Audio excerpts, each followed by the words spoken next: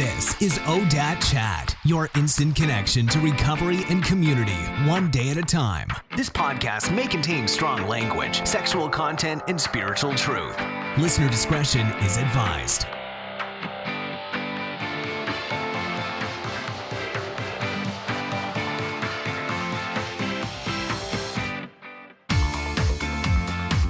This podcast is brought to you by Audible.com. This is actually my personal favorite app. I currently have about 60 titles on my phone, and I actually didn't even realize I had that many until I started writing this intro. But if you're anything like me, when you have occasional voices in your head that are not so positive, it's nice to be able to fill my head with positive things like books and learn something positive that'll not only benefit me, but benefit someone else. So if you like Audible books, you can actually get your first book free through Audible.com. And what you can do to get your first free book is go to ODAATchat.com. You'll see the offer on the right-hand side. And yeah, first hit's free, and I know you'll love it. Welcome to ODAAT Chat, where we talk about how to stay sober one day at a time. My name is Arlina, and I'll be your host. If you're new here, this is a podcast where my guests and I talk about how to recover from alcoholism and addiction. We typically spend the first half of the podcast on the backstory, but the magic is really in the solution, so that's what we try to focus on. I'm looking to uncover the moments of clarity, the revelations, and the tools and practices for healing which lead to long-term recovery. If you're enjoying the podcast, please consider a $5 monthly donation. It costs about $250 a month, so any help is much appreciated. You can do so by visiting ODAATchat.com. There's a donate button on the right. I want to say thank you to Betty A., Lynn M., Ron H., and Jackie for your generous contributions. Today I have a very special guest, Mark Lungholm. I'm ridiculously excited about this one because, number one, Mark is a professional comedian and he is hilarious. And two, I feel like I learned so much from him. He really opened my eyes to a lot of different things I hadn't considered. And three, because he's hilarious and he made me laugh. So it was a lot of fun. I've actually seen him perform many times, and he kills it every single time. Mark has appeared on many places. He's been on Showtime, NBC, The Comedy Store, ABC, and A&E, just to name a few. Mark travels all over the country, bringing his special brand of humor to stages, jails, treatment centers, corporate events, and all kinds of other places. Mark is really an advocate and an activist. I am so grateful he took out time of his busy schedule to come visit us on the ODAAT Chat podcast. So with that, please enjoy this episode with Mark. Well, Mark, thank you so much for joining me on the ODAAT Chat podcast. I am excited. I've heard good things, so you're welcome. Yay! Yeah. What have you heard? I heard from a friend of mine, Tim Ryan, that you are easy to talk to, and it's a fun hour session. Nice. I like the digs, comfortable environment, and as many of these as I have done. They're what you make them. They're good. I mean, I've never done a bad one. Well, I've been horrible on them. I can't but imagine. There's no such thing as a bad podcast. And Tim, if you spent any time with him, Tim would talk to anybody. So he's don't amazing. take it personally. You're not all that. Tim would talk to somebody on the side of the street that would walk away from a homeless person would walk away from Tim Ryan going, man, that guy talks a lot. So, listen, I love to. Let's start with taking a shot at my friend. Yeah. That makes him a good friend, right? He is a good friend. He's family. He's a brother. In fact, he's closer to me than my brothers. But awesome. Thanks for having me on. Yeah, thank you so much for being here. Yeah. So typically the way we start is I will ask you questions about like family origin stuff. I'm just really interested in how people grow up and maybe where some of the origins of addiction and alcoholism come from. So maybe spend a little time, tell me about what your parents are like, I don't know, and maybe siblings and where you grew up and that kind of thing. Sure, family of origin, or FOO, as we say in shorthand and clinical. FOO, yeah, that's what the Foo Fighters were doing. They're trying to get out of their out of their original families.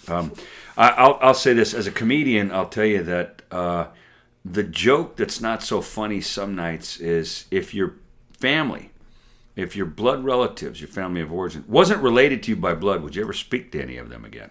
And a lot of us would say no. No. So family of origin, broken, dysfunctional. I'll go into the specifics if you'd like, but the truth wasn't available, and the lessons were always learned later outside the home about what was inside the home going on at the time. Parents, both alcoholics, severely codependent, their parents were as well.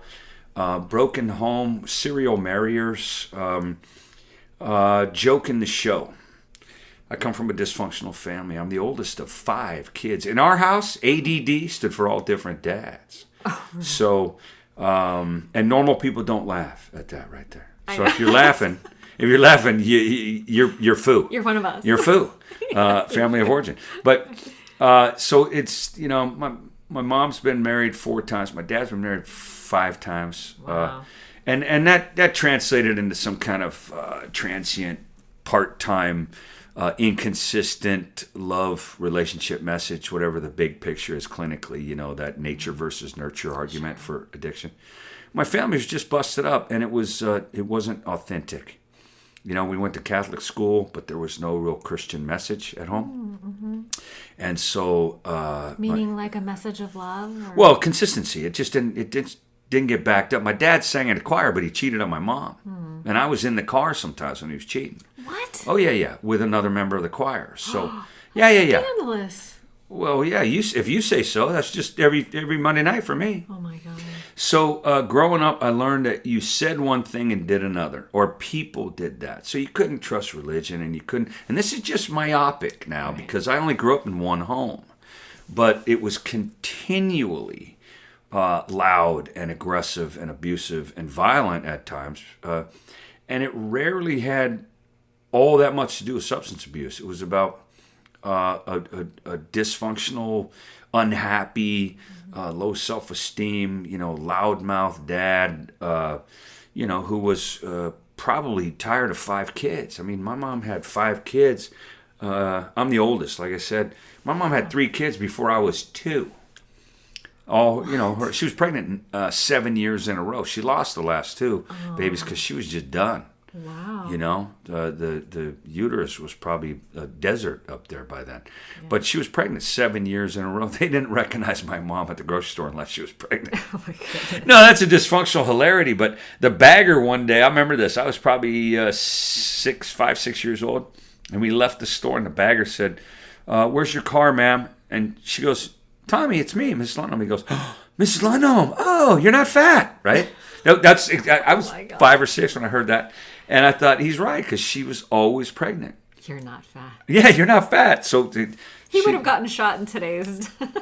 Oh, yeah, at least shot. But we had to be careful to keep all the secrets at home. Mm-hmm.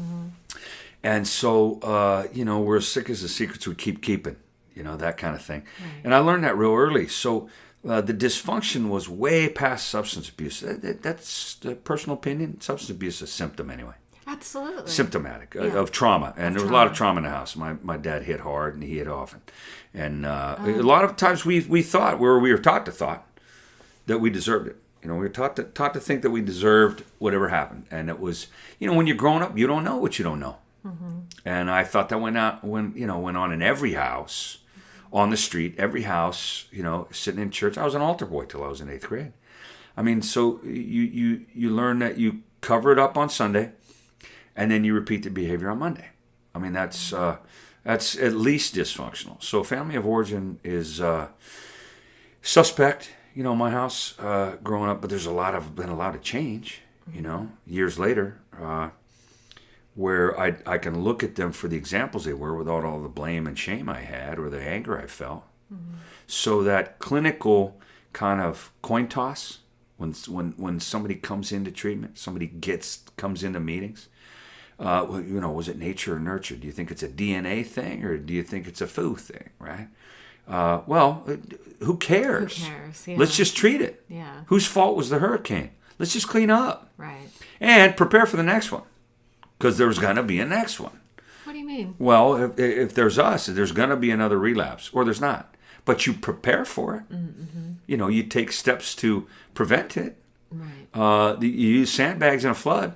I mean, what if it doesn't flood? I don't know, but we got sandbags at the bottom of the door. Why? Mm-hmm. I don't want to go through that again. Right. So this disease is a force of nature, or condition, or cancer, whatever word you want to use. Mm-hmm. It's a force of nature. You know, I can't throw money at it. I can't throw anger at it. I can't throw science at it. In a way, it's like I can't throw love at it. You know, my brothers and sisters are all addicts. Oh, all of them? Oh yeah. How many of them are in recovery? There's 55 kids I got. I got 9 parents total, and there's 55 kids in that lineage. Oh wow. We're serial marriers. My parents each been married five times. Mom's 4, Dad's been married 5 times. And they produce children out of all those marriages? Not all of them. Some of them came with, but they're right. You know what I mean? Right. But the 55 is There's the kids 55 of you? Yeah. That's a lot of kids. Yeah, tell me about it. Yeah, like Christmas. Yeah, Christmas is interesting. Oh my goodness. But yeah, so with all those parents and all those kids who are related in some fashion, you know, either I don't believe in the word step. There are no step kids when you hook up. There are no ex kids when you split up. They're your kids. Okay. Period. So I've never had a step brother or sister. Okay. But I've had people related to me because they were married to my father. Right. You know, and all of a sudden, for whatever consequence that provides, I'm related to a new group of people. Right. And it just keeps happening, you know. My dad's still married now. My mom is widowed now. He passed on, and my mom's in bad shape. You know, she's addicted to opiates and nicotine, and she drinks all day. So she's in a little cocoon in a trailer park somewhere, and she doesn't come out. I haven't seen her in a while, but I know she's still alive. I hear long? that. How long haven't I seen her? Yeah. A couple of years. Okay. Maybe almost 3. She was supposed to come to a show I did in the Bay Area up there, but she didn't make it. She didn't want to come. She don't like to leave the medicine cabinet. Yeah. No. You know, and I know how she feels. Yeah. I was that addict. Yeah. I ain't leaving my stash. Right. I might not make it back to it. Right. Or I might have to talk to some real people. I might have to have a conversation with somebody. So, no, she didn't show up. But So, what about visiting your mom just one-on-one? Like, going to a show is one thing. I won't do it. You won't go No, see it's her? brutal. Oh, She doesn't know I'm there. Okay. And if she talks at all, it's toxic. So, and a lot of people would say that's disloyal, whatever. Not at all. For me, it's listen. If it's a brutal, toxic environment, I love myself enough not to put it in there. I'm not putting myself in that thing. No. I'm just not doing it. No, that's and what boundaries are for. Yeah, and my brothers and my sisters, they don't know that yet. So they still play you forgot where you came from, and you know. Are they mad at you? Oh yeah, they're very mad at me. Oh, do you have allies? The ones I speak to. You have allies. Let's see. One of them gets sober once in a while. One of my brothers gets sober Just once in a while. one? Yeah. Oh my God. Once in a while, and he gets he gets conciliatory. You know, he gets forgiving when he's sober. And then if he relapses, then it goes back to, you know, reset, you know, Then he's pissed at you anger again? and persistently, you know, punishing. And yeah. But I don't take that personally anymore for very long. For a couple of minutes. It stings. You know? Yeah. Well, I'm not that guy that says I don't care what you think. I don't care what you think for very long. That's honest. I like that. And I can do it. I mean, not because I got any kind of secret formula for it, because there aren't any. Right. But it's just after a while. I've been sober a long time. When did you get sober? 88. 88. Oh, same year as Bob, my husband. Oh, okay. You got Well, sober in see, 88, look at you yeah. picking 2 guys you know are still crazy. Right. Yeah, sober doesn't. Water seeks its own level. Well, yeah, water and other things. Yeah. Yeah. Sober doesn't mean sane, and clean doesn't mean cured. I've learned that one. So I've been sober long enough though to stop wearing myself out about what people think. Absolutely. It's just a lot of work. And at some point, the joke in the show is, you ever mistake serenity for fatigue? You know, somebody will say you were calm. No, I'm exhausted. How come you didn't get mad in that situation? I'm too tired. I'd love to punch that guy in the face. I just don't have the energy. I just need a nap. Yeah. I'd like a wristband and a nap. I'm going to go back to treatment, not because I'm loaded, just because I need the sleep and the quiet. And I'm not going to hit him in the mouth. There's time attached to that. And I'm a single guy. I'm going to need that fist on Friday. So I ain't going to hit him and ruin my hand.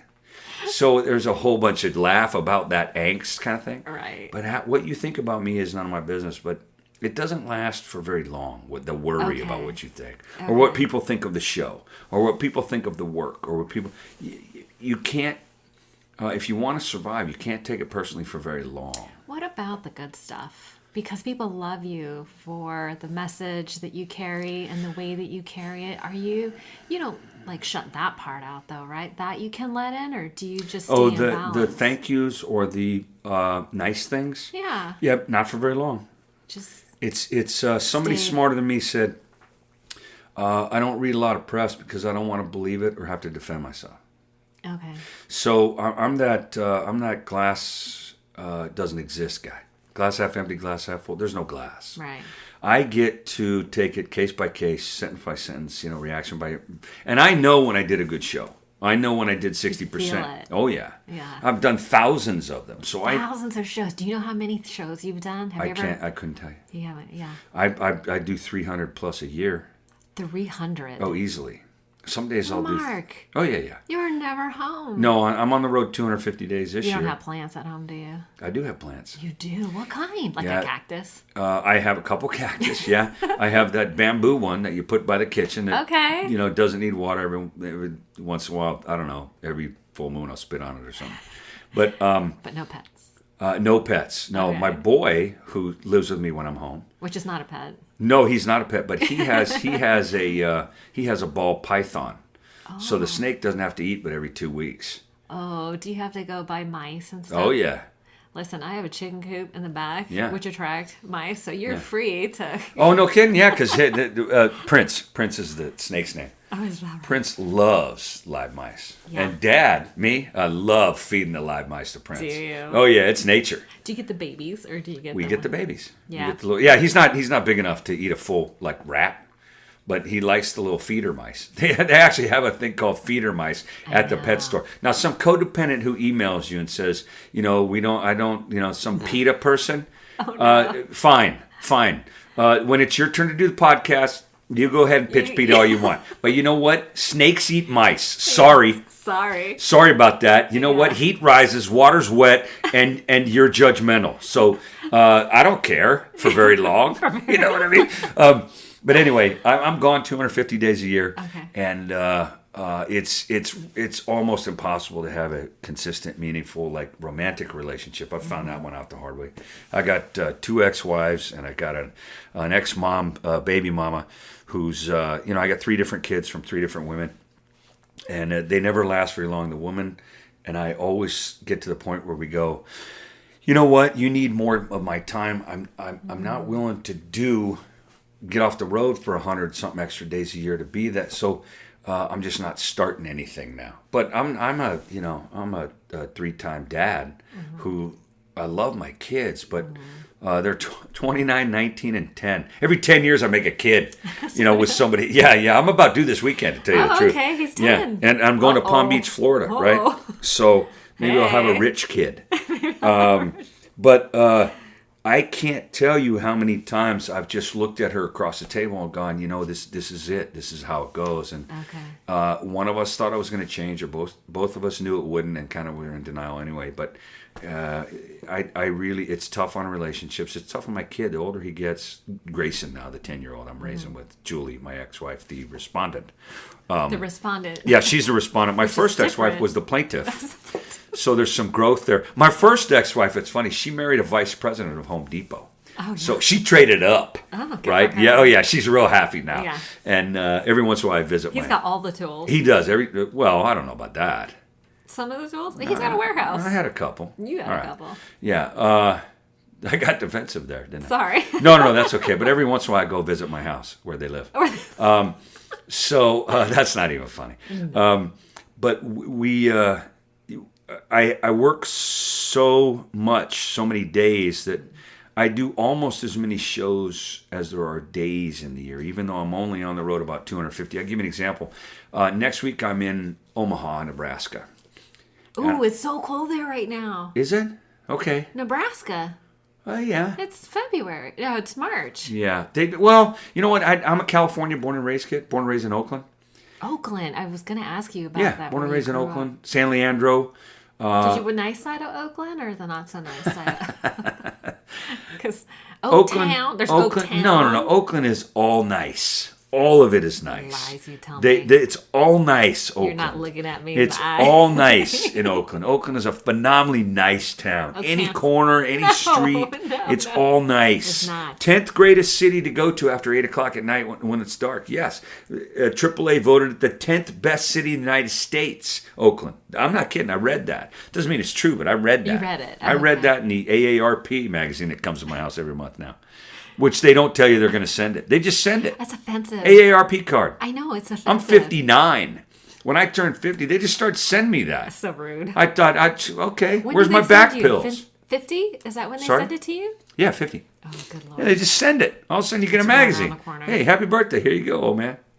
So, but I'm in Omaha next week. Okay. And I have 2 shows at the Funny Bone, Omaha. It's one of the only 2 clubs I ever do anymore. Because they gave me a break when I was brand new. Oh.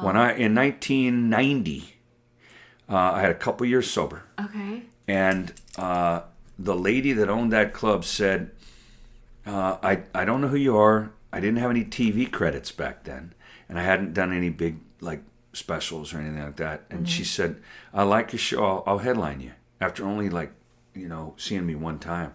And I've never forgotten her for that. Wow. So every year, instead of going back to a theater there and selling 1,000 tickets at a theater, because I got a great following in Omaha and Lincoln and the Nebraska area, Fremont and all these peeps out there. Yeah. Recovery and Normie, following. But I'll do her club. How many seats in her club? 350. Oh, wow. So we'll sell 700 tickets in a couple days, and during the day I will do the jail, I will do the prison, I will do Catholic charities, I will do the homeless shelter, I'll do radio and TV there. I'll do a bunch of. I'll be busy till 5. Go back, take a nap for an hour, and start the show at 7:30. Wow. But I'll do 4 shows or 3 shows in 2 days. That's 6 in 2 days, if my math is right. That means I did 8 shows in 2 days. Wow. Those are extras, and I don't usually talk about those, and they're never on the schedule. They're just when I go into a town I've been into, people always say, "Hey, since you're coming to town, can you talk to our peeps? Can you come out to the?" Yeah, I do say yes because it's H&I for me. It's service for me. Okay. Some 12-step people, I'm familiar enough with them to respect their anonymity. Okay. But the 12-step folks, they call it H&I, hospitals and institutions. Mm-hmm. They call it service work. Mm-hmm. They call it this is a 12-step. I'm going to reach out to some people who can't afford to come to the show, or maybe would never have never heard of me at all. There's a couple people in Omaha never heard of Mark. I don't know where they've been, but they've never heard. On life support. Oh, thank God! Yeah. All right, that's a good excuse. Yeah. That's the only excuse I'm going to accept from now. Okay. When somebody says I never heard of you, I'm going to go, Where's your tubes? Where's the life support? I'm going to pull that plug. And if you're a person about preserving life, don't email me about that joke. Get over yourself. It's a joke. I hope you relapse tonight. Oh my God. Too much? Was that too much? A little too much. Okay, Yeah. all right. That's okay. You don't know where the boundaries are until you cross them. Oh, is that right? Yeah. I'll remember that. I'll tell the next woman I'm with that it's exactly what you said. Oh, sorry. My friend Arlina said, right? Okay, My bad. Yeah, no, there's no HR department in this house. I can tell you that right now. No. You don't know where the boundaries are till you cross them. You sound like every felon I ever did time with. Oh, is that right? Oh, yeah. We don't know where the boundaries are till we cross them. Oops. Sorry, Your Honor. I won't do it again. That's hilarious. That's good, right? All right. You don't drink, do you? Not anymore. No, not anymore. No, because it's a boundary we crossed. We didn't know it was there. Yeah. Wait. 2 liters is too much? Before court? What are you talking about? All right. But there's a back to the work thing in the calendar. There's a whole bunch of stuff I'm on the road. I do. I got 4 million miles with American Airlines, and I'm a goodness. Can you donate any of those? I do frequently. Oh, okay. My son, who goes to San Jose Christian School, he has an auction. San Jose Christian School? Yeah, San Jose Christian. It's over there tucked away between. This is all local stuff. If you're national, be patient, or go have a beer. It's tucked away back there behind Lee and Hamilton. That little residential back there. Okay. Beautiful little school. Okay. San Jose Christian School. Every year they do an auction, and I'll donate a trip, free round trip, first class for whatever as So part nice. of because I got a butt ton of miles. Yeah. But I fly 125, 130,000 a year, which is a sickness, Do you you could probably do like a whole thing just on airports.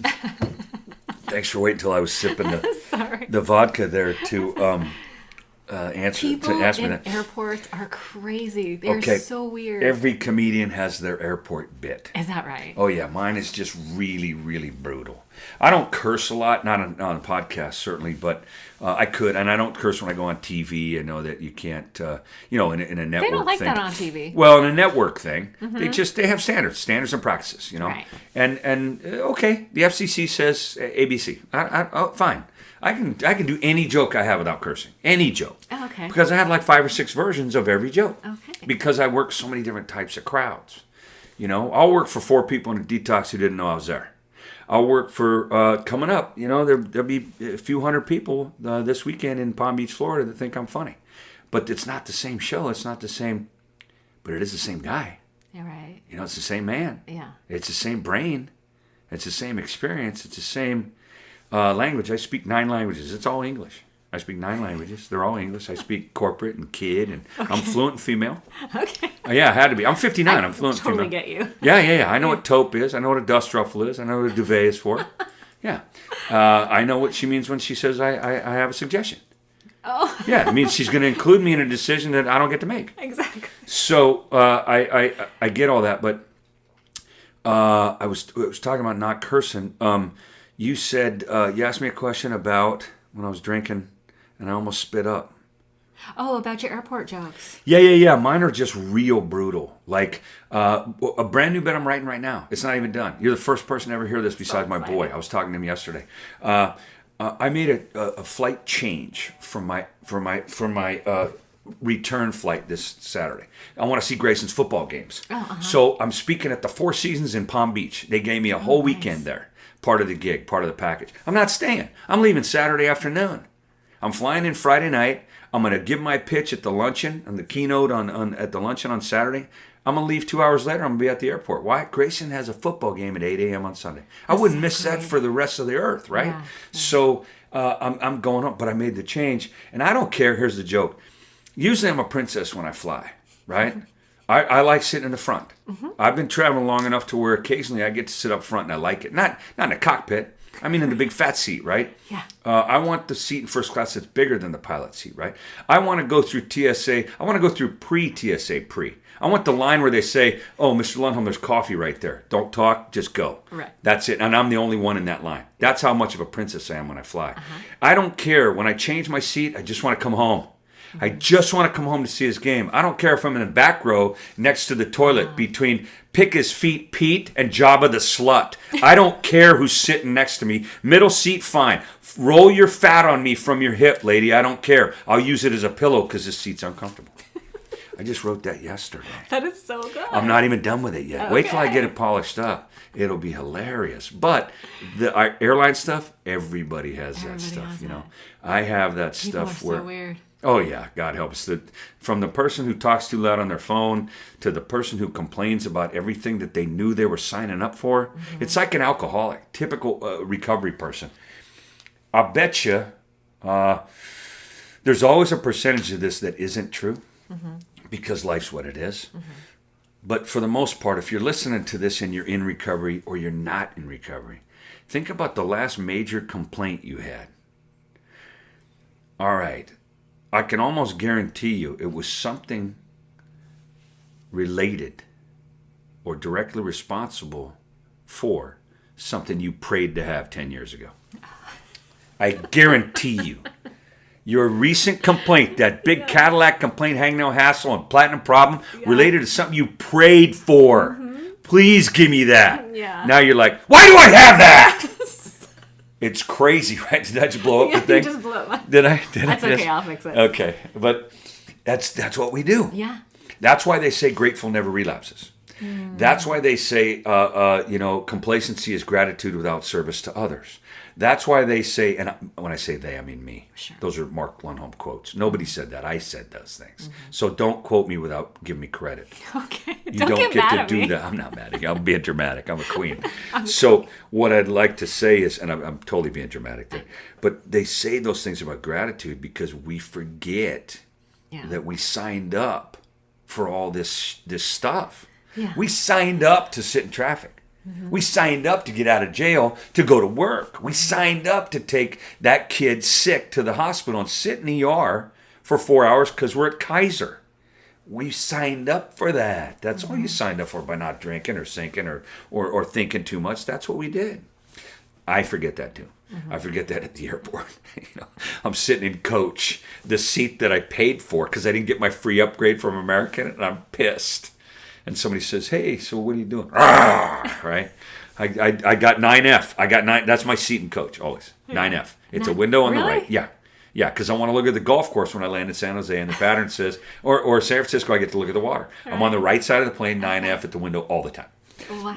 Now, if I get upgraded, I go to 6A. I go to the other side because I want to make a nest. It's the back row first class, and I don't want anybody behind me. Because I'm a princess. Yes. So when I don't get upgraded, I sit there with my thumb in my mouth in 9F, hating you and your husband and everybody else. I just don't, it's 6 a.m. and I'm in coach. Yeah. Give me a bullet to my head right now. I'll put a gun on my mouth and pull the trigger. Why? Oh yeah, never mind. I'm grateful I get to fly, and the client pays for it. Yeah. Whoever hired me to go fly is paying for my seat, and I'm whining because I'm in coach. Now, how much of that sounds familiar in some kind of part of your life where I'm complaining about the stuff I'm not obligated to do. I'm blessed to be able to participate in. Get to do it. That's that little shift of first thought wrong. Oh, First thought wrong. First thought wrong. I'm in 9F and not first class. First thought wrong. I got to wait in line at TSA. First thought wrong. You know what? The coffee shop ain't open. I got a flight that leaves at 6. Coffee shop doesn't open until 6:30. I need to even out my meds.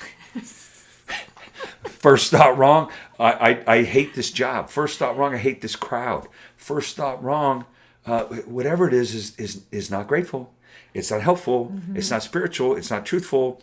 First thought wrong. Second thought worse. Third thought inappropriate. Fourth thought homicidal. Fifth thought judgmental. Sixth thought, oh yeah, back to number 1. Yeah. It's recycled. Now it's a good idea. Yeah, you ever have that one? Yeah. Punch him in the mouth. No, that's not right. You got a third strike and you go to prison. Third, you don't want to talk to the cops. Fourth thought, he probably didn't mean to do that on purpose. Fifth thought, hit him in the mouth. All of a sudden you're back to that one. You ever do that? Yeah, he'd be fine with a broken jaw. He couldn't talk to me right now. Yeah, that'd be awesome. So, and anybody in recovery will probably understand the fastest fatal quality of the faster I think, the wronger it goes. If I slow down, I grow up as I think. Now, I got off on a rant there, but my particular passion for flying is the good and the bad, like everything else. You ask a married man, maybe not yours, but you ask a married man, because that's not knowing fair. That I'm married. Yeah, I know you're married, and I know your husband. You know my husband. Oh yeah, he's a great guy. But somebody down the line will ask him and say, "What's a great thing about being married?" It's my wife. What's the worst thing about being married? It's my wife. Yes, I just met you. He's right, right? It's always, no, you're a fantastic person. But isn't that the thing? No, it's being away from me. Oh, yeah. I thought you spoke feminine or woman. What is he, a hypnotist, your husband? So, I do speak feminine. I do. Okay. I is that speak, what it is? Feminine. Okay. Oh, absolutely. Okay. I speak female. I'm fluent female. Fluent and female. there's a little bit of estrogen in me, too. I got like 9 pillows on my bed. I got 4 duvets that I change with the seasons. Okay. I got pajamas. You change with the seasons? Yeah, I got pajamas. I don't even do that. Pajamas. You are a princess. Yeah, I got pajamas that match every set of bath towels I got. Do you really? Oh, yeah. Yeah, this might be my coming out party. But there's a good and the bad. The yin and the yang is what I was blessed with, I'm cursed with. Yes. Meaning, let's flip it around. What I was cursed with, I'm blessed with. What I was cursed with was an alcoholic tendency and an addicted experience clinically where I need something to change my mood, right? I can't do it myself. Well, that in itself is giving me the opportunity to talk to other people who have that. Mm-hmm. So where's the curse? It's not a curse anymore. We flipped it on its ass. Now it's a blessing, and we've gone 180 from self-centered to centered self. Tell me there's something wrong with me. There just isn't. I'm perfectly broken. I use this term and when I'm talking to groups, like I do about 800 hours of clinical group every year. I'm not a clinician. I got no letters after my name, and I never graduated from anything except county. Yeah. But I spent a lot of time. I spend a lot of time still every year. I'm a CEU provider for clinicians and therapists. Oh, what kind of provider? CEU, Continuing Education Unit. Oh, okay. For people who need the therapists, interventionists, Right. Okay, clinicians, right? Ongoing education. Yes, they need a certain amount every year to update their information and to keep their credential. Right. I get to provide those. I don't have any to my name, and I've provided over 2,000 of them for people. That's amazing. I'm way above my status, believe me, because I'm funny. So as I get to go do those presentations to the clinicians or the clients they work with, I'll always remind them that there's an old word in Japanese. It's thousands of years old, the process of kintsugi. Kintsugi, Kintsugi. Kintsugi is repairing shattered porcelain. Right. With and gold. The gold. The liquid, the glue, what they use to put it back together is gold. Or back then, silver and gold. So the object that was broken was actually more valuable once they fixed it with, and what we talk about in clinical is the truth. The truth is the gold. When you put us back together with the truth, we're more valuable than when we got cracked up or got here shattered. So that process in itself is recovery. Kintsugi. You don't want to lose the cracks. You want to embrace the broken. Right. You want to say, hey, this is where I learned this, or this. You don't cover up the cracks. The vase that was broken in Japan, the cup that was shattered because you dropped it. When you put that back together, the cracks make it more valuable and attractive. Right. Because this is where I was repaired. This is where I was. It's almost emotional scar tissue stuff that makes us more valuable than when we started the process. I don't know a recovery person who couldn't identify with that. Absolutely. So because I'm blessed with a curse or cursed with a blessing, there's a way to look at it that says, hey, if I look at it like that, I don't feel so beat up about myself. Or I don't worry about so much about what's wrong, or my thumb in my mouth and my middle finger in the air. I spend a lot of the day first thought wrong thinking that, and so there's a gratitude shift there. But anything that you really complained about this week, I'm pretty sure started out anyway as a opportunity or a blessing. Yeah, absolutely. I have to go on a job interview. Oh, somebody wants to hire you? Yeah. I mean, there's always that way to look at it. Now, I know it sounds easy to say that to you here. Because it's the middle of the day and I'm doing well and I feel okay and I had a decent meal and I drove my kid to school and all that stuff. He's healthy and my ex-wife likes me right now, and so we're doing okay. But at a moment's notice, driving home from here, I get flipped like a psychopath, and all of a sudden I'm mad at the guy who he's on his phone and the light screen and he ain't going, and he's looking down at his phone as a driver of the car. I want his family dead in a house fire right now. Right now. Right, all of them. The dog, everybody, dead. Right. For a second, first thought wrong. Then I go, Jesus, Mark, what's wrong with you? Right. Fire danger high. You know what I mean? Right. So, that's... slightly crispy. Yes. Yeah, crispy's a word I use all the time with my boy. Yeah, I'm crispy Who's crispy today. You are? Oh. I'm crispy today. Don't make me repeat Just myself. Watch out. I don't want to repeat myself today. I'm a little bit crispy. Yeah. Dad, do you need to eat? Yeah, but that's none of your business as well. And why did I have sex with your mother? That's what I think. That's awesome. So let me ask you this though, because I really don't know the process that you had. Like, when did you start using, and sort of when did that? Okay, so how did you get sober? All right.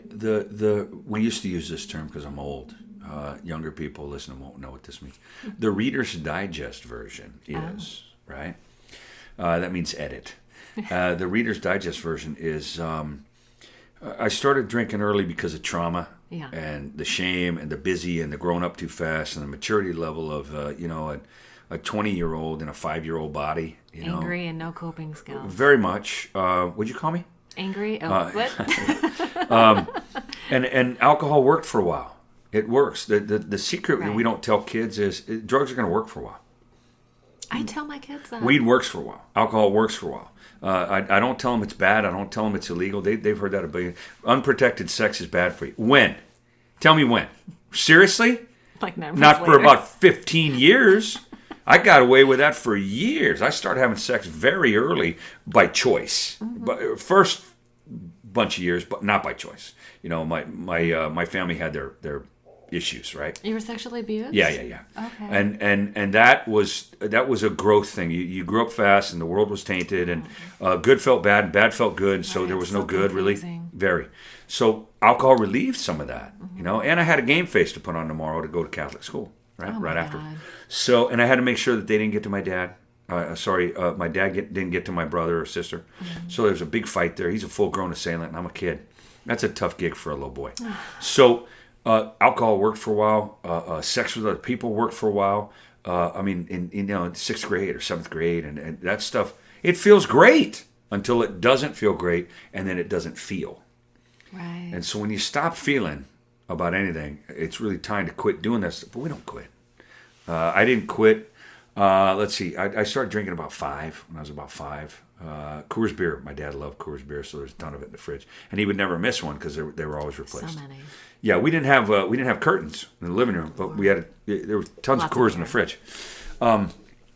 But we, all of us, found some kind of substance abuse: sugar, food, work, performance. I did real good in school. I had straight A's until I got to high school, and I had a scholarship to high school from grammar school, which almost really? never happened. Yeah. I was in a pre-seminary program for 8th and 9th grade. I wanted to be a priest because I thought I could help some of these people that were being lied to on Sunday. Right. And I'm not painting the whole church with anything, just that a lot of stuff happened when I was growing up and during and continuous to education in church that was false. In my experience, I'm not speaking for anybody else, in my experience, no way would some God, any God, power in the universe, allow that to happen. That was my oppression then. Well, I realized he didn't allow it to happen. He allowed me to survive it. So, that's beautiful, it's a forgiveness thing. Freedom starts with forgiveness. Yeah. And that was for me. I love that perspective. Well, it's worked for me for a lot of years now. Sure. I forgive. Where did that come from? Did someone tell that to you? No, I wrote that one night in a therapy kind of journal that I was keeping. You went to therapy, like a professional? Oh yeah, I still go. Okay. Oh yeah, I need help.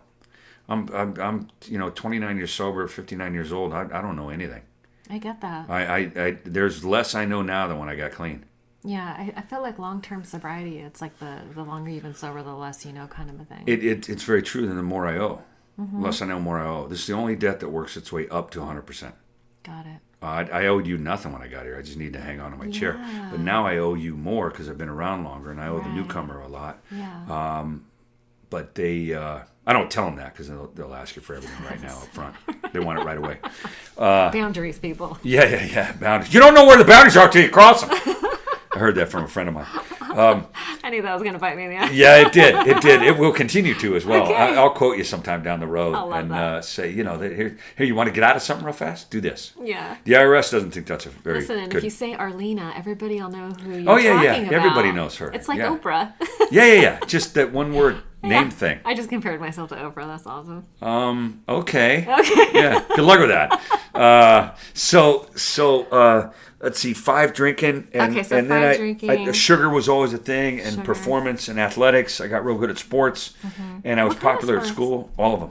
Oh, really? Football, Football, baseball, basketball, all the stuff we played. Handball. That was good for jail later. You went to jail? Racquetball. Oh yeah. For Yeah. what? Bank forgery, bank fraud, tax forgery, and tax evasion. Oh, I was a coke dealer. The white collar stuff got me.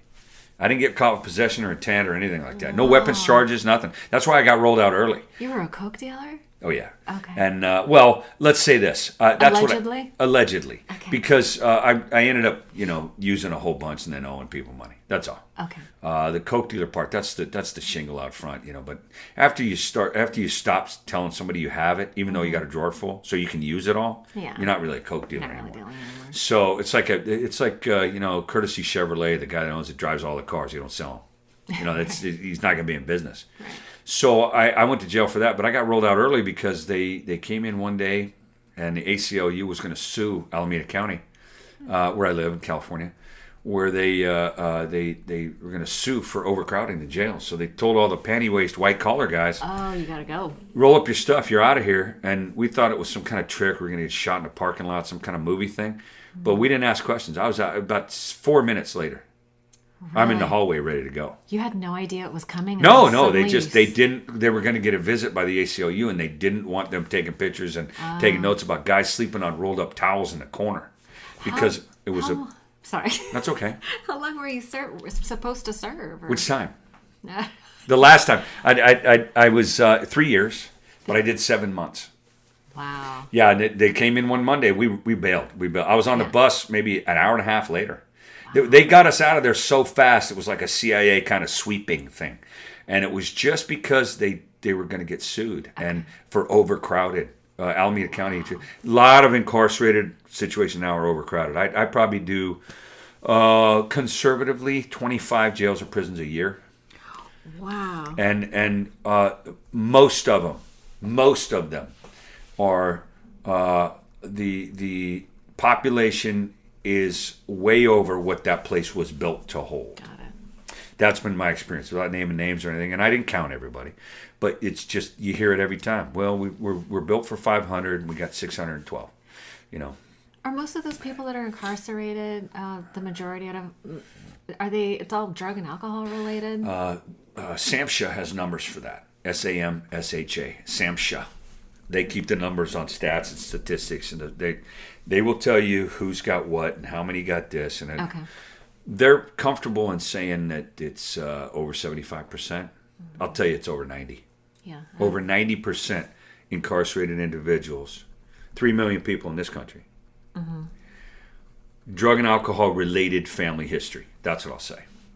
I won't say offenses or anything like that, but over 90% incarcerated have a drug and alcohol family history. It could be them, could be somebody who raised them, could be somebody that they slept with.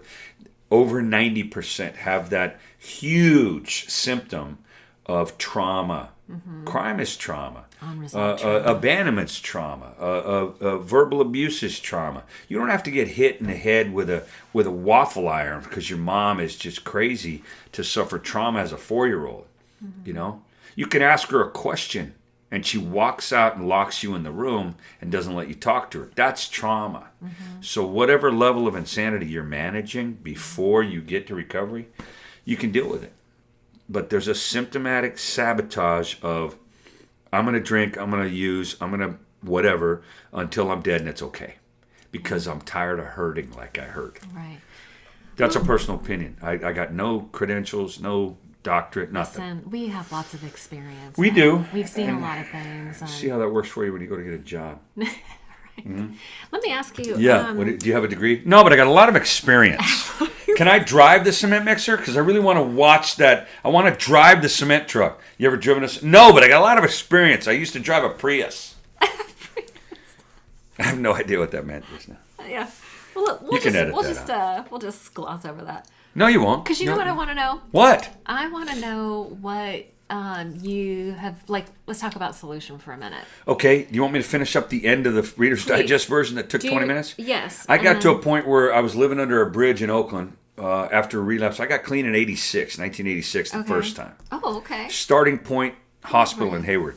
I was 27. Okay. 27 first. 27 in 1986, and I was a Teamster driving a truck, and I had a coke problem. Okay. So the union paid for me to go to treatment for 30 days, and I was a rock star. I said everything they wanted me to say, did everything the way they wanted me to do it.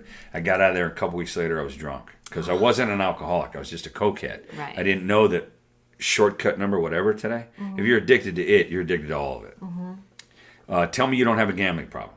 You got a gambling problem? Me, no. What's your second thought? First thought, wrong. Second thought, got a gambling problem? No, I don't gamble. Third thought, got a gambling problem? God damn it, what? Okay, yes. Okay, when you drink, do you gamble with family, opportunity, career? Okay. Oh, did you just say the F word? Mark. Yeah. That's okay. It's your show. Believe that. No, it's your show.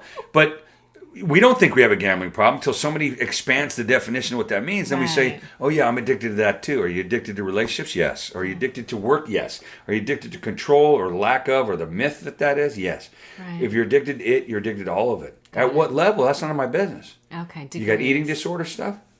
Yes. Yeah. right? So does every alcoholic. They'll say, I don't have an eating disorder. Did you eat in an orderly fashion when you were drinking? 2 days without eating? That's a disorder, you ass. That's what happens. Why are you mad? Well, because I got compassion. Okay. Right? I didn't call him Right.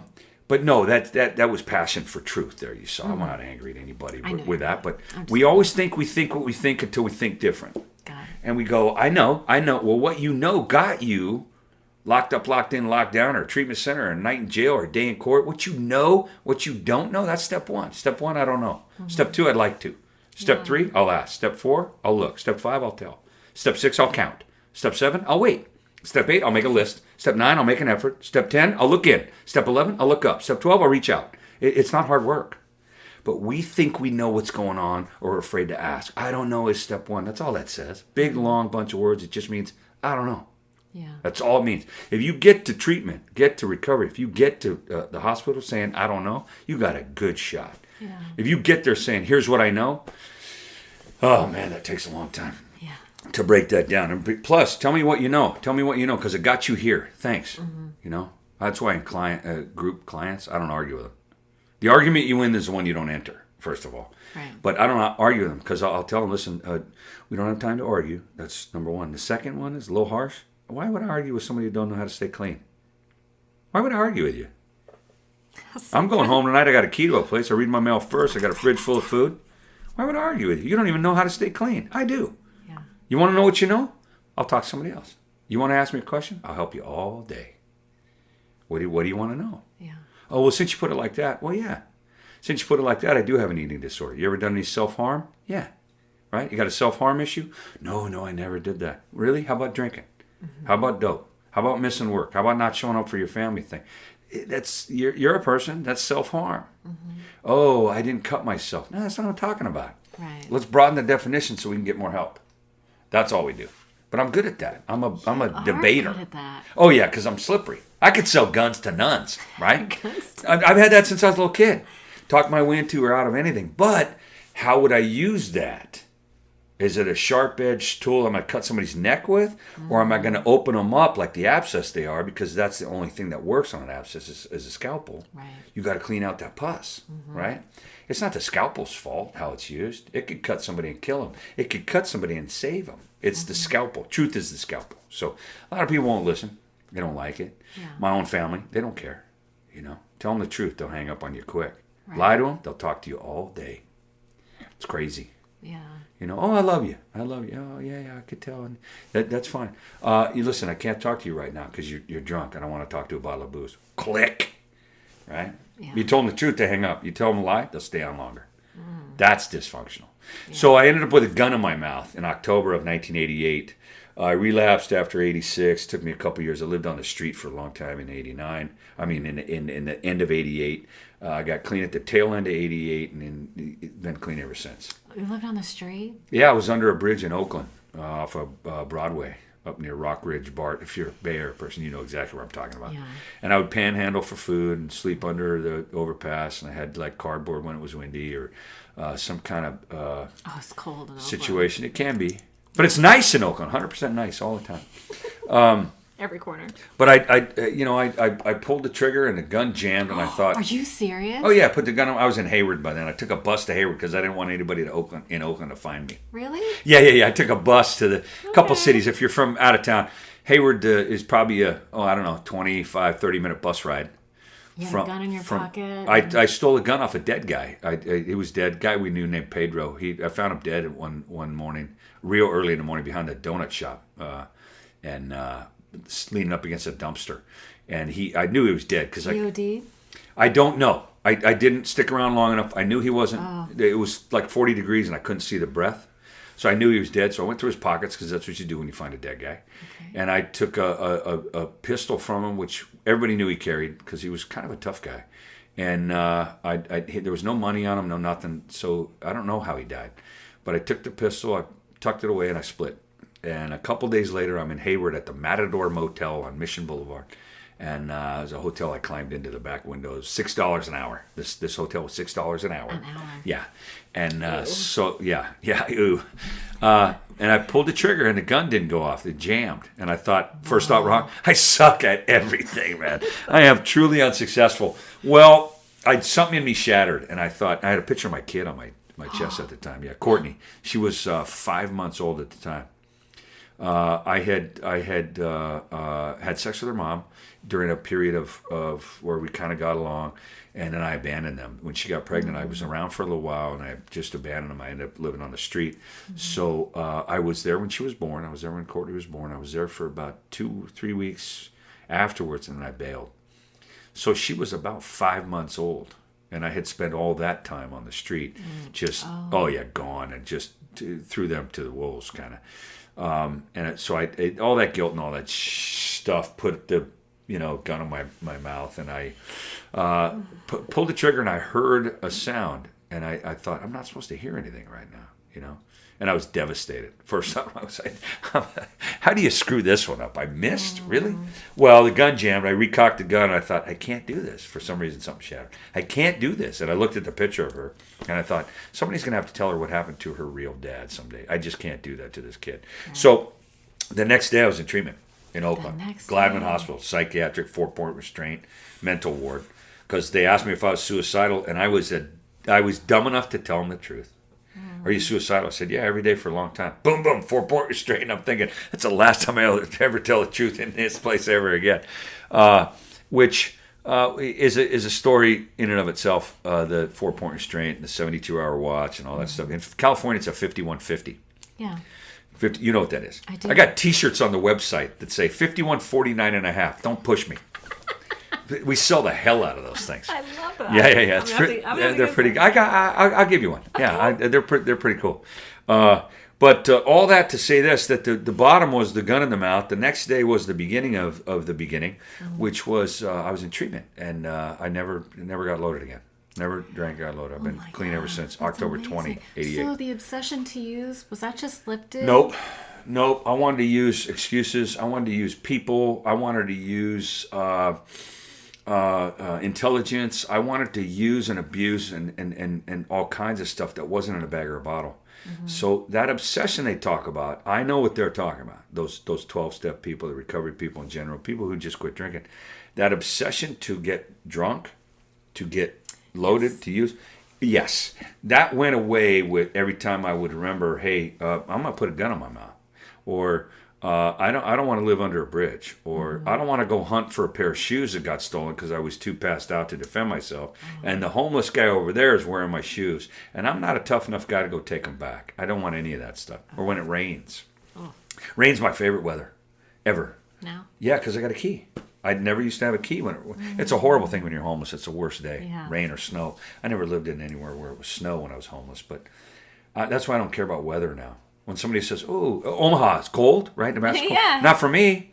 They got a town car that picks me up at the hotel, takes me to the show. I do the show. I shake some hands afterwards. They get back in the car, the van, and they take me to the hotel. They'll take me to the airport. Hotel. What kind of cold did I have to? It might be burry on my feet when I pee at night in the hotel room. It's all perspective. Yeah, so I don't really get cold. Got it. But I'm not immune to weather, but I don't really. I see what you're saying. don't really suffer from it. Yeah, you don't suffer. Unless there's travel delays or something, and then I want everybody killed with a machine gun. Then you're suffering. Yes. I don't want to wait in an airport with Joe Average and Josephine Lamo, who I gotta what?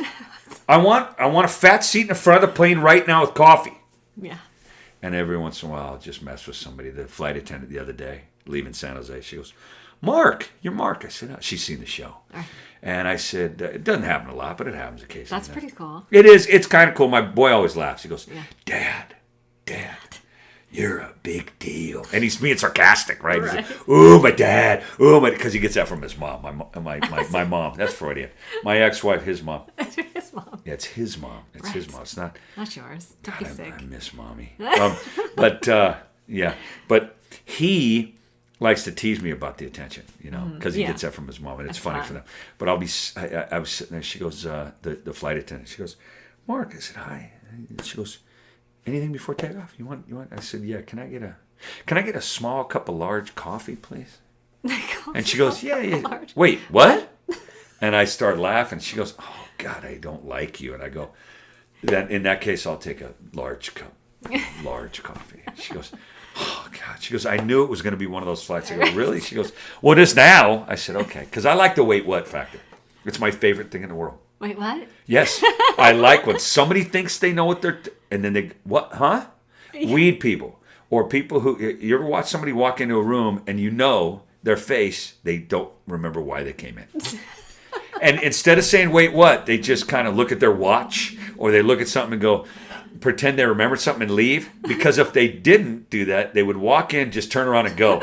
And that would be stupid, right? You watch somebody just go in, make a U-turn and leave out of the door that they came in. Yeah. That's because they went, wait, what? And didn't tell you. I asked a lady the other day who was a waitress who I knew she was having a rough day. So I thought, well, I'll ask her something, tease her a little bit, because I read people fairly well. Abused kids always do. Any trauma survivor reads people like newsprint in the paper. Okay. We know threat assessment. Threat assessment, we got an antenna for lust or trust, predatory sanctuary, everything in between. Any child survivor of abuse, ask them. They know who to run toward from. We can smell it in a room. Where's the danger? Where's the safety? Any room. I can walk in a room with 6 people and know punk, drunk, bitch, snitch, bore, whore, wimp, pip, they're all there. I know all of, honest. That was quick. Who to hit in a fight, who to check for a wire in a dope deal, who's circling around behind me, who is not going to harm me, but they want me between them and the trouble. Because that's a different person that circles behind you than the one that's going to hurt you. So I don't have to turn around and look at him, put myself at risk with this one in front of me. I just know that guy, he's not going to help me. He's a coward. Or he's slower than me to fight. I'd rather throw a fist than a party, but that stuff doesn't work, right? And I'm 59. I ain't going to win a lot of fights anymore, right? And I'm a single guy. I'm going to need that fist on Friday, right? So, I'm not sure what for, but okay. I do. I'm just kidding. Cut. Take 2. All right. So they couldn't see that. It was really funny what I did. Really good. If that was on film, you're brilliant. Oh yeah. Okay, sarcasm 101. Here we go. So I said to the waitress, I said, "Excuse me." I said, "How's your day?" She goes, "Ugh." I go, "Yeah, that's a word I would have used too." Listen, I don't want to make it any tougher. I'm hard to wait on, but I tip like a mother. She goes, "Oh, good. I could use that." I go, "Here's what I need. I need a waffle with extra gluten, please." Extra gluten. She goes, "Wait, what?" And my day was made right there. She goes, I said, "Extra gluten. You have gluten-free waffles." I saw that. She goes, yeah, gluten. I go, "I'll take theirs. I'll take whatever you're not using that one. I'll put in mine extra." She goes, "What the hell are you talking about?" I go, "I tip like a mother." She goes, okay, gluten-free waffle coming up." I go, "No, extra gluten." She goes, "Oh yeah, extra gluten waffle coming up." And when she came over, she goes, "You were messing with me the whole time." I go, "Wait, what?" It was just hilarious. And she goes, she said, "You made my day." But because I was playing. Yeah.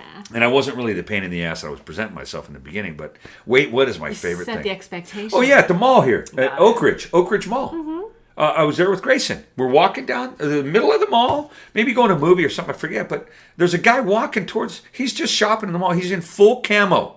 He's not a soldier, but he's in full camo. And he goes, "Hey," and I go, "Dude, I can see you." Just looked at him. And he takes a step and he goes, "Wait, what?" Grayson starts laughing hard because he's seen me do the wait what thing. Yeah. You know the mall people who take they take a survey? "Excuse me, can I ask you a question?" I go, "You just did." And I keep going. "You did good. You did what you want." Yeah. They go, "Wait, what?" That's good. That's because I'm attention. I'm going to give you one. When people are standing outside asking for a donation, say, "I could use one." Yeah. I can use one too. Same thing. That's exactly right. That's a good one. And when they say, somebody says, "Excuse me, do you have $1?" I go, "Yeah, sure." And I keep going. I answer their question. I do have $1. Right. It's going to stay right where it is, too. Here's the thing about that.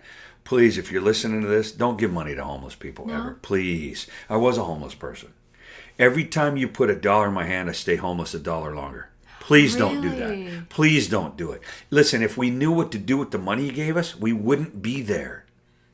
How do you feel about buying them food? I don't mind buying them food, but why? Why would I buy them food? They've already spent their money on what they wanted. Now, there are some people that are out there temporarily But you don't have to live out there. I was a homeless guy. I'm telling you the truth. Every time you put money in my hand, I thought you were weak. I hated you. That's all it costs you to clean your conscience, feel good about you the rest of the day? Right. F you, man. Wow. That's what they think. I did not know They that. think you're weak. They think you're not helping them. You're keeping them out there longer, starving, and self-esteem just dissipating like the pee they took that morning. It just drains with the urine. Okay. I was that guy. Everybody I was out there with was. You see families out there?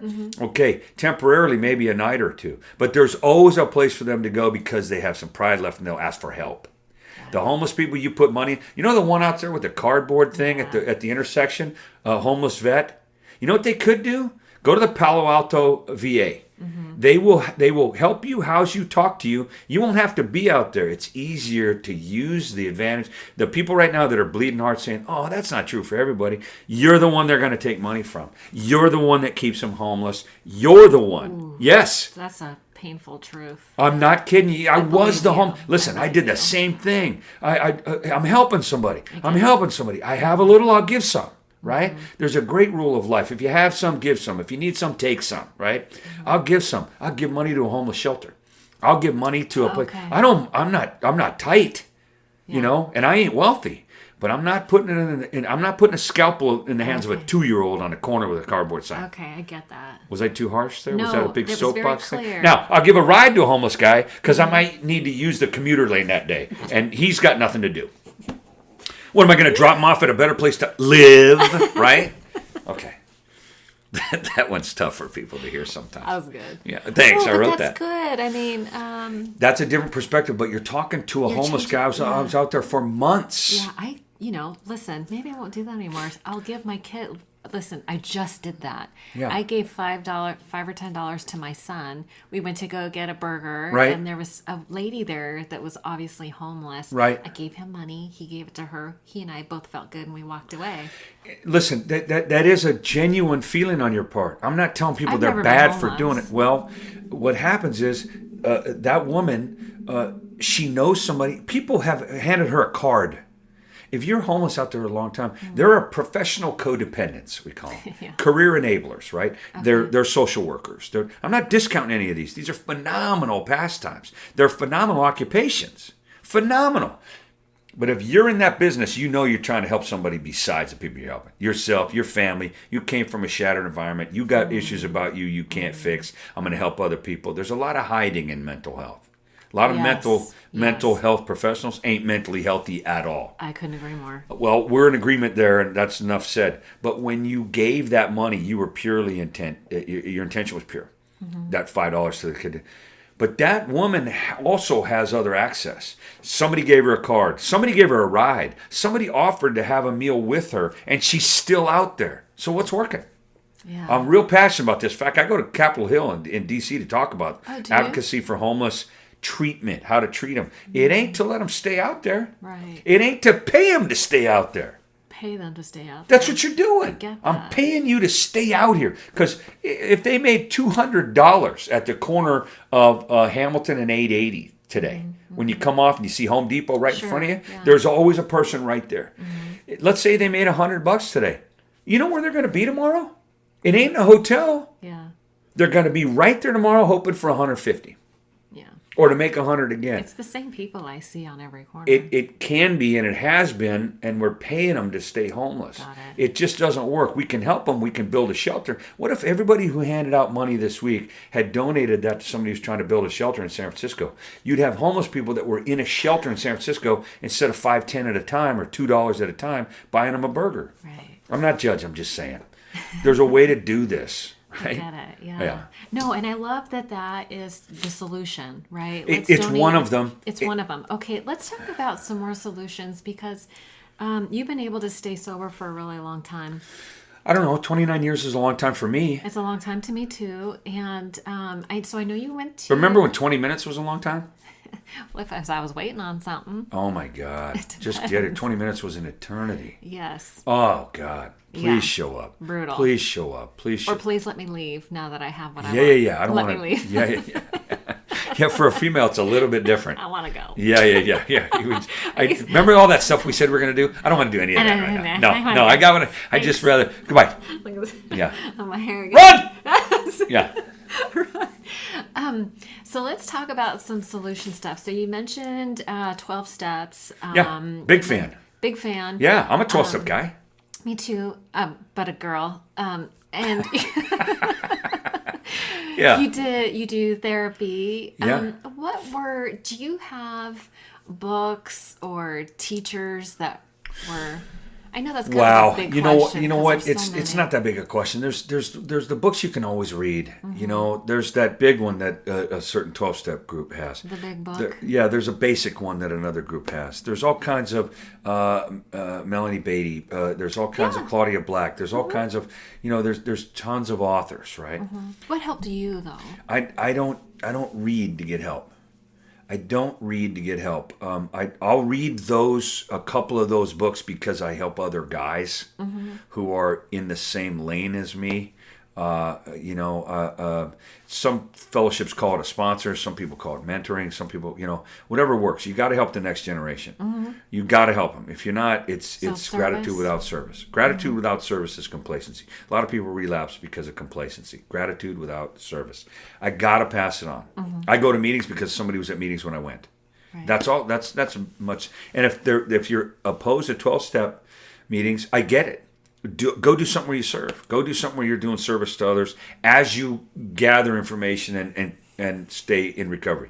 Help somebody else. Because if you're not going to stay available and skilled and informed about, forgetting is expensive if you're an alcoholic or an addict or a codependent. Codependent, you know the codependent, right? I am one. Okay, clearly, yes. Right? I mean, yeah. Who's going to edit this and clean it up and make it pretty? It ain't going to be me. Not the podcast. No, a codependent. That's obvious. You can spot them in public, though, codependent. How's that? They have a mating call. What is it? Aww. That's an Al-Anon in heat right there. Aww. Yeah, if you're an addict alcoholic and you hear, you kind of go, Daddy likey. She probably still got a credit card. Dental insurance. Fixed address. That's hot.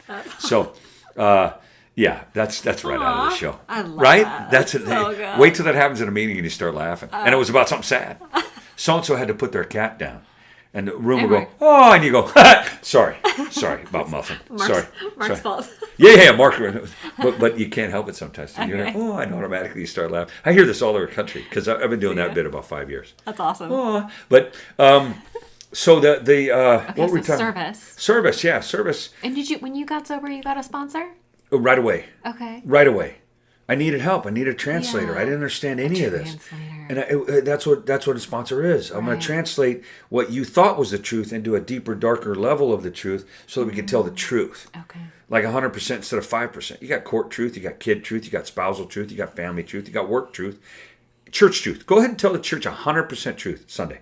Stand up in the middle of the service. Say, excuse me, this is important. I really got to share this. It's killing me. It's like air in my lungs that I can't wait to get rid of because my chest is going to burst. I've been lying to you. I've been having an affair with that lady right there in church. I need to get rid of this. This is the place where God says, and somebody will tell you to shut up. It's church. See if you get invited to the barbecue, right? Can't do it at church. Can't do it at work. You can do it in some places where it's 100% truth, and one of those places is meetings.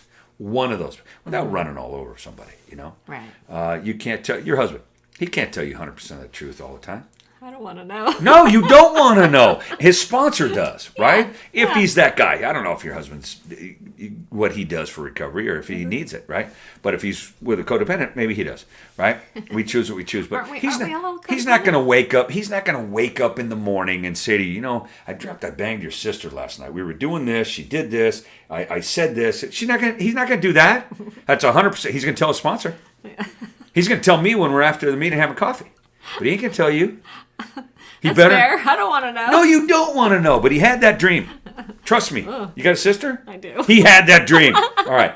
So that's terrible. Are we done now? Mark, you're out of here. Mark, you got to go. Yeah, especially after that. But no, there's 100% truth that works in the man-to-man and the woman-to-woman thing when it comes to sponsorship or mentoring or that. There's got to be a place where we get to tell 100% of the truth. I'm afraid you're going to think I'm a fraud because I don't always back up what I say. I'm afraid that I'm going to run out of work. I'm afraid that these are ones that I would tell 100% of. I'm afraid that I'll bite a room, I'll chew them up in Palm Beach on Saturday and I'll suck. And they'll be sorry they've hired me. There's always that fear. Now, when I say that, it takes the power out of it. But there is a level of that fear or angst or grief or whatever that still comes up. And we don't drink over it. I don't get loaded over it. I'm not going to ruin years of sobriety over it. But I got to tell somebody. And it's probably not somebody at the coffee shop. How you doing? Well, I'm afraid I'm going to suck on Saturday. I got this big gig. Excuse me, next? Latte? Yes. They don't care. But I got somebody I could tell that to, right? My ex-wife's in recovery. I can tell that to her. I could say, here, I got this angst about, I want to quit working for this treatment center because they're fraudulent. I just signed a contract with them, and they're awful. They're not good people, and I want to. It's a big money deal, and I told her. I said I gotta cancel. They're not ethical, and I found that out on the first visit. I got 5 more visits. That's a few nickels that I won't be making if I cancel. But if I stay with them, I'm going to get painted with that brush when they get popped because they're going to get popped. Yeah. And I just can't afford it. But I can't afford not to either kind of thing. It's that bite your nails at night when the lights are out and think, I got to tell somebody this. Right. And I got to tell the flight attendant that. 100% of the truth. Mark, how you doing? Well, let me tell you right now. You want to sit down? No, you want a small cup of large coffee. I remember you buy, right? Okay. So if the 12-step process works for somebody, fine. But I read to forget. I read suspense and I read fiction. Totally. Serial killer stuff. Oh. That's what I read to go to sleep. Yes. That's a little twisted. No, I'm not kidding. Well, how long have you been talking to me? That doesn't make sense yet? But yeah, not surprised. I read that to go to sleep. I read that on a plane. Okay. I read it to just totally leave my head. And I get caught up in the murder and the mystery and the detective. And I read nothing but that. I don't read self-help stuff anymore. I've written a bunch of stuff. There's a book on the way. Yeah. Oh, that's awesome. Yeah. When do you expect to be published? You know what? I think we're going to be done in September, and somebody will look at it and then edit it. You're working on your first draft? Very first, yeah. Awesome! I'm so excited. Yeah, it's pretty. It's called Perfectly Broken. I love it. And but I've been working on it forever. But I have other things come up, and I put that on the shelf. Other things come up, and I put that. There's a whole bunch of stuff I've been allowed to do, but and I'm not hard to find on the web. But the reading I do is always escape. So I don't read 12-step. Okay. I don't read. So I'm not that good a source for that. So reading is not. It's not one of the things I do. So, but 12 steps, telling the truth, service. Doing the normie stuff. Being a father to my kid. Mm-hmm. I get to do a lot of speaking with normal populations, not recovery people. Because quiet as it's kept, this is going to be very unpopular. Quiet as it's kept, you could be a big fish in a little pond of recovery. You're not doing nothing out there in the real world. Right. If you're not showing up out there and expanding your horizon in the normal world or, quote, they don't get us. Normal people don't get us. We're not supposed to be God. We're supposed to get them. They're tired of paying the tab for us, picking up our taxes and insurance things until we're ready to, at 40, get sober and start paying our bills. Right. Really? Yeah. And then they don't get us? That's very arrogant. So, but you're almost alluding to doing some education, like mainstream education. Please. PI. In the 12-step process, they got public information. Okay. So I get to do a lot of advocating for don't give money to the homeless. 12-step people aren't cured. They're late.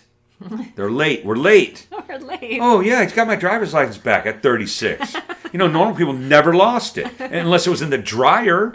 You know what I mean? We bang our chest. Oh, I got 60 days. I got 6. Really? You're 51. About time. Late. You're tardy. Shut up. Now, I'm being dramatic, and if I hurt your feelings, you're the one I'm talking to. I'm dead serious. You know that. If your feelings are hurt by what I just said, Right. get right with yourself. All And then right. come tell me all about where I was wrong, or where I was cruel, or where that was overdone, or abusive. No, it was 100% honest. If that's what you're going to sign up for, that's what you're going to hear in meetings. Meetings are for sick people. I go all the time. You know why? I'm ill. First thought wrong doesn't go away. Right. I haven't had a drink for a long time. I'm still insane to a certain manageable level, and that's what we do. First thought wrong becomes next right thing. First thought wrong with a filter becomes, oh yeah, that's one I can do or keep to myself. First thought wrong, I've never been punished for a thought. I've never gone to jail for a thought. My God doesn't hate the way I think.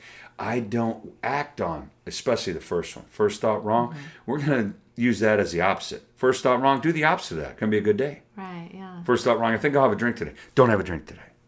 First thought wrong, I'll leave treatment center early. Don't leave treatment early. First thought wrong, I'll cheat on my wife. Don't cheat on your wife. It's a perfect tool.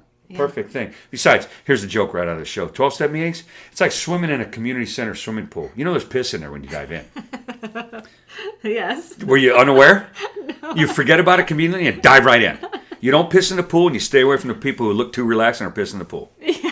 That's what you do at meetings. That's how you survive 12-step people. You don't piss in the pool, and you stay away from the pissers. Yes. Right? Yes. Because there's illness in there. There's nobody healthy in a meeting. It's not for those folks. Right. We go to meetings because we got a manageable level of insanity. Right. That's the best we could do. That's the best we can On do. any given day, I'm still slightly or totally insane. Or some gauge in the middle where the needle points to 60% or 40%. Yeah. You know, they call it spiritual well-being. Well, spiritual well-being is a good antidote for the insanity first thought wrong. Antidote. Right? Yeah, I wrote that word. I love that. Yeah, you can have it. You are brilliant. So, yeah, well, yeah. First thought wrong. She's very sarcastic. Poor Bob. Yeah, but ask him about that dream about his sister. About your sister. Yeah. Like, No, you won't. Please, you don't want to. He never told me that, by the way. he's going to listen to this. Oh God! All right, and Bob. so Bob. will my sister. Bob never. This is a fact. I'm not crossing my fingers or anything else. Bob never had a talk with me about a dream about your sister. Never. That was totally a grab out of the ether kind of example. Okay, whatever, Mark. Yeah, I knew it wouldn't work. Bob, I'm sorry. Yeah. So, I'm a big believer in that. There's a lot of footwork with the faith that keeps you sober, or in recovery as a codependent person, which is tough to give up. It's tough to become the user of a person that's like a bag of dope with skin on it. You know, bottle bag, that's easy to drop compared to the behavior that codependent is, because the codependent Al-Anon enabler parenting that says, if I love them enough, they'll stop. If I tell them the truth, they'll stop. If I give them enough, they'll stop. No, we're killing them suicide on layaway. You know, the more we help them. Suicide on layaway. Well, if they're not willing to help, why would I? My brother called me last couple months ago and said, can I have your help? I said, right after you. I'll help you second. I'll be the fastest second to help you ever, but you're first. Okay. What did you want him to do? I wanted him to get out of his car and get into treatment. Okay. And he wouldn't do it? No. Okay. He eventually did it, and then I helped him get into a place. Okay. But until you want to help you, I won't lift a finger. I got that. It doesn't work. And I'm not even a bad guy. I'm not a hard-hearted guy. I'm a softie, but it doesn't work. Why would I do that again? Yeah. How many people have you helped that didn't help themselves?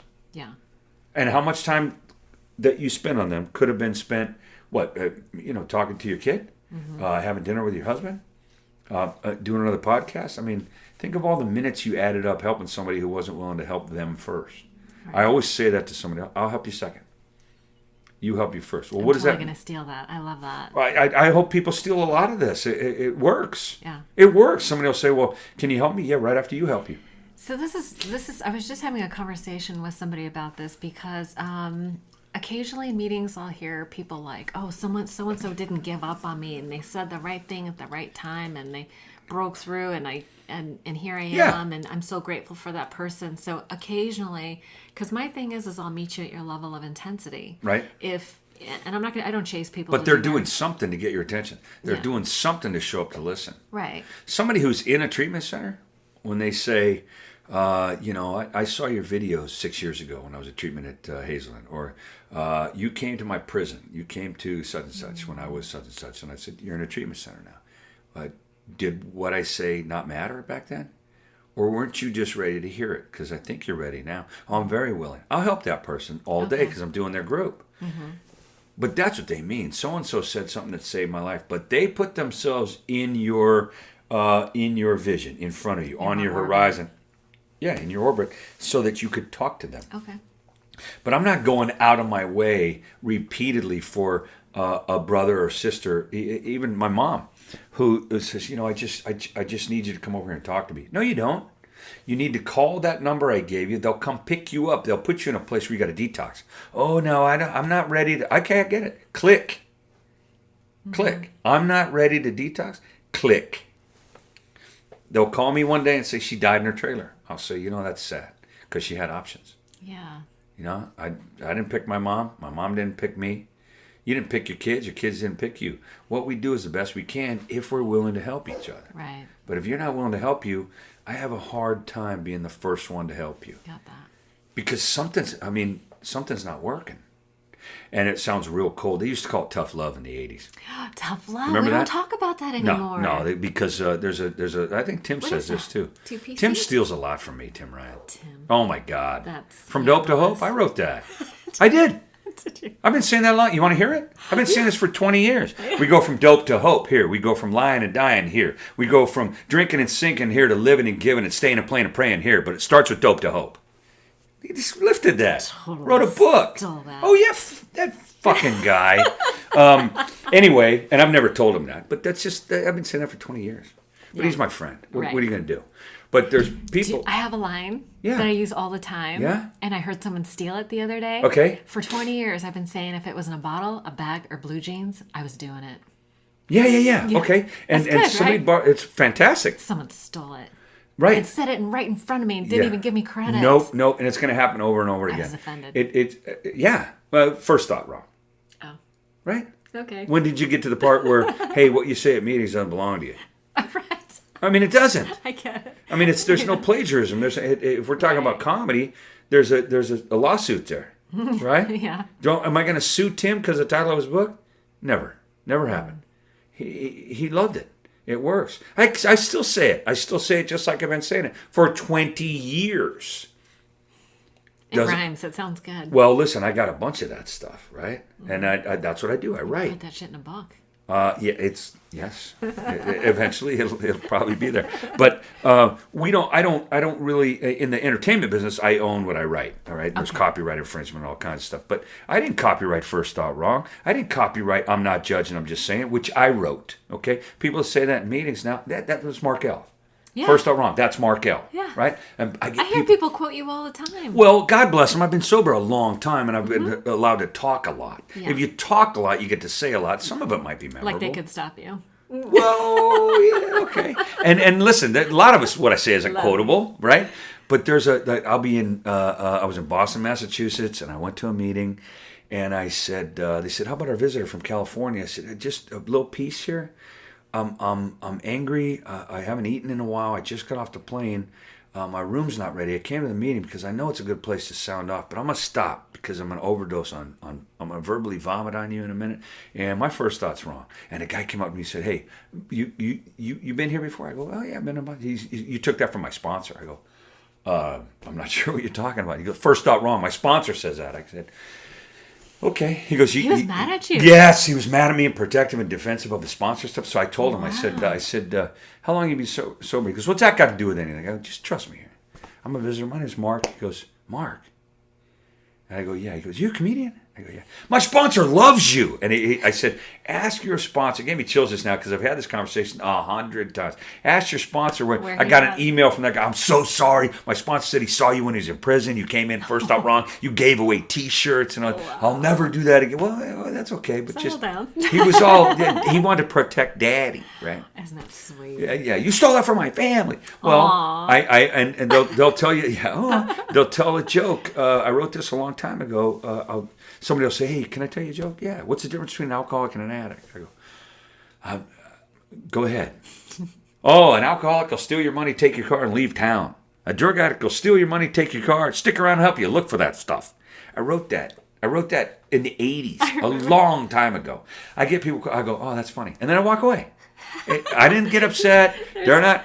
They got to, so the stuff travels. It recycles. Sometimes if it travels. Good, it travels. Well, so when they steal something from you, When they steal something from you, the bag of bottled blue jeans, right? When you hear that line again, just go, that's good. Or that's funny. Knowing that, and the anonymity part, the humility part says, I don't have to tell anybody.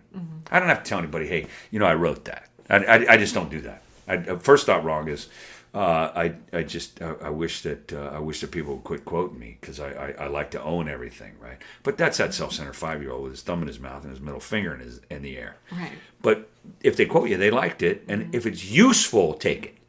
If it's useful, first thought wrong is I get clinicians that say all the time, I was talking about CBT, cognitive behavioral therapy. We're going to walk away from that. When I got the first thought wrong, I handed them something they could use. Yeah. So I said, well, steal it. You don't mind that I stole it? No, I'm not. I do fine. I didn't get into this to make money, and I didn't get into this to be a force of goodwill. I liked comedy. And it seemed to work for me. Laughing at stuff I was afraid of, let me talk about it. So it's, Mary Poppins, spoonful of sugar. That's all it is. What else you got? Well, listen, I know you've been amazing, and I appreciate your time. But the wrap-up is, I have a wrap-up question. Okay, wrap-up question. So the podcast is ODAAT Chat, so one day at a time. So I typically ask people what they do. Do you have a routine, a daily routine, how you stay sober, a weekly routine? I would imagine with your schedule, it'd be hard to have. Okay, the daily routine is prayer in the morning. The first 2 words out of my mouth are thank you. Okay. I have a prayer I say, whether I'm on my knees or not. It depends on the hotel, the day, whatever. Thank you, God, for another day clean and sober. Help me to stay clean and sober today. Help me to be honest and humble. Let me be willing to do your will, not mine. Please watch over everyone I love and everyone I don't. I want to say a special prayer for all the people I have a resentment with. I hope that they find what I want before I get it. A working relationship with a higher power, inner peace and serenity, the love of family and friends, and freedom from financial insecurity. Amen. And then I get out of bed. Or then I'm off my knees. Or then I'm turning on the shower. Right? That's the beginning. When I go to work, any kind of form of work. I do about 9 different kinds of work. A show, a pitch, a speech, a workshop, a group. I say, thank you, God, for the opportunity to share the gift you have allowed me to develop, display, and enjoy because I'm clean and sober. Because that's why I get to do what I do. Clean and sober is first. Clean, sober. I don't care what your word is. Stop banging me with the words. AA says sober and alcoholic, and NA says clean and addict. Get off it, man. I get it. Bill W. was an addict, period, right? He died of emphysema. He was a smoker, couldn't stop, died. He's an addict. Stop with yourself. And if you're an NA person out there, you're not going to like me for this. The newcomers come in saying sober, let them talk till they learn how to talk. Stop telling them what to do. Right. Maybe you'd have more people at your meetings in NA. And I'm an NA guy, I'll tell you that right now. I see that you're wearing I'm wearing the symbol right now. I never take it off. Never. I never take it off. I go to AA because there's a lot more of that on the road. So, and I don't care what you think about me saying the letters either. Press, radio, and films. That's fine. That's fine. I'll break a tradition whenever. I got 29 years sober. I'll tell you what to do. That was about as arrogant as I've ever been right there. And I'm totally kidding. If you can see the smile on my face, because I've had people talk to me like that. Yeah. And I was being dramatic the last 2 minutes because... That's dramatic. Well, and some people, that's all they'll remember about the whole podcast. Okay. You know what that guy did? And controversy. And they'll start a new meeting and they'll say, you know that Markel, I'm tearing up this... Okay. Remember, I'm a comedian? Yeah. So if you took that really, really seriously to heart, ask yourself what your issue is. There you go. Because I didn't really mean to be mean right there and tell you what's going on. I put my finger in the holster and just leave it there, right? But people who talk like that generally don't live like that. Right. You know what I mean? Yeah. But for me, it works in a dramatic fashion to get attention, and it works in the show. Like, I'll play a character. Good. So I don't care how people talk at meetings. I don't. I know I go and I listen, and they're doing the best they can. But I'm not going to go walk up to some new guy and say, hey, you know what?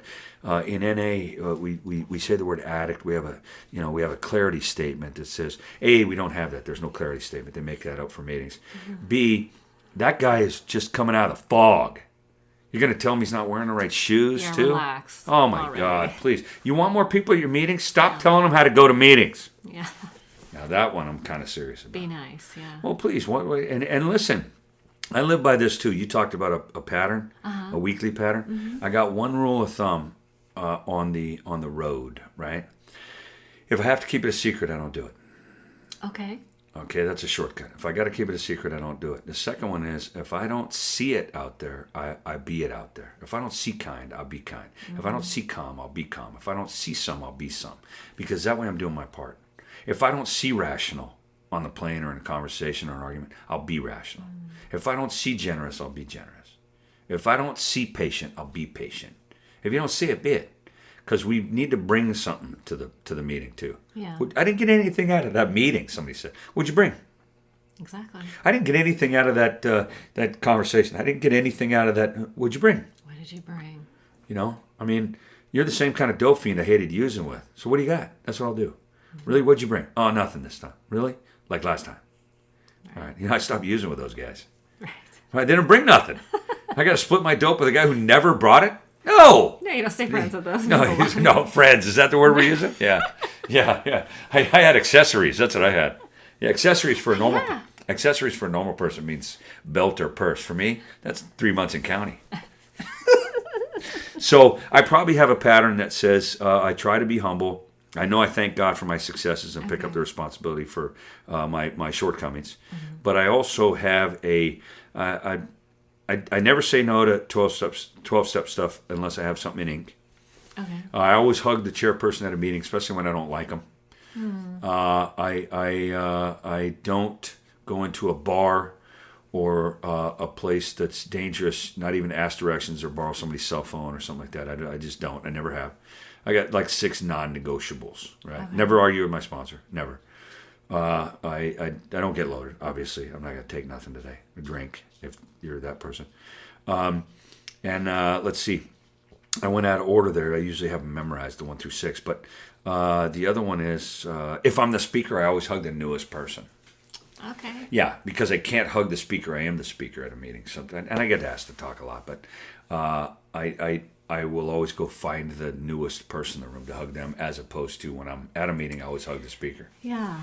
Especially if I don't want to. Love that. Especially if I don't want to. Because I don't always like the speakers. That's first thought wrong. Mm-hmm. You know, they didn't say it the way I like or the way I needed, or I could have done it better. You know, You ever sit in a meeting and think you'd done a better job? Always. Yeah. I actually gave a card. This was Saturday Night Live, San Jose.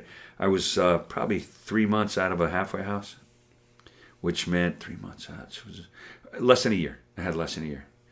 And I was living in Campbell. And I went to a meeting Saturday Night Live, and the speaker was on Friday, right? So on Friday night, they have a speaker at Saturday Night Live. Never made sense to me, but they do.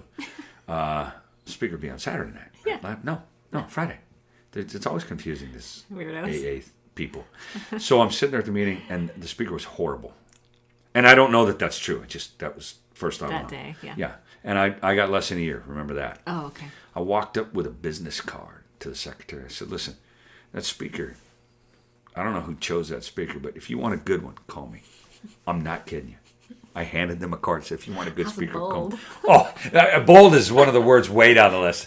It was a-hole, just D-bag, arrogant, narcissistic.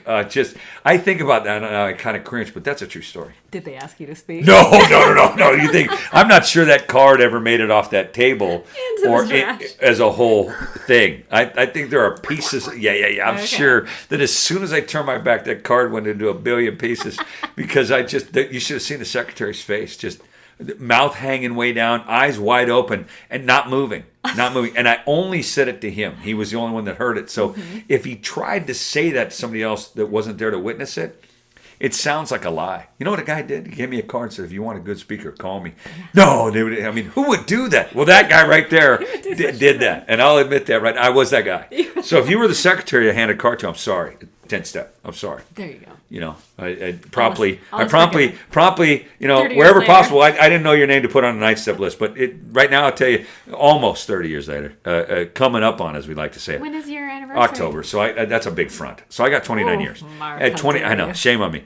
But at 29 years, I'll tell you, I'm sorry for handing you my card right there, which was probably paper thin and cost me 89 cents for 2 million of them at Kinko's somewhere. And I gave my card. That's great. That's professional speaker. Look how far you've come. Oh, yeah. From Campbell to San Jose. Yeah, brilliant. Right? We call this the Empire City, wherever the local podcast is. Because somebody will hear this in Norway. Somebody will hear this in South. They will. I have statistics that show me at someone in Qatar. Yeah. Somebody will hear this all over the China. planet. Yeah. But when they hear that San Jose, they look on a map. San Jose is you could throw a beer can from San Jose into Campbell from here. Yes. That maybe I haven't come that far. Maybe not. But yeah, we all have. Spiritually. Yeah. Well, speak for yourself. People that have heard this today probably they can judge for themselves. I don't know that it was all that spiritual, but it was honest. It was very good. I didn't lie to you today. And listen, I really appreciate your time. You're welcome. It was great. Thank you so much. You're welcome. Thanks for having me. I'll do it again anytime. And if you're listening to this, tell somebody about it. Not me, Arlina. No. Tell somebody about Arlina on the podcast. It's a lot of work to do this. It is. For me it wasn't. I just show up and talk. That's what I do at court. Magical things have happened. So Yeah. So tell somebody about Arlina's podcast as soon as you heard this. Oh, thank you, Mark. All right, you're welcome. All right, high five. Woo! Yeah.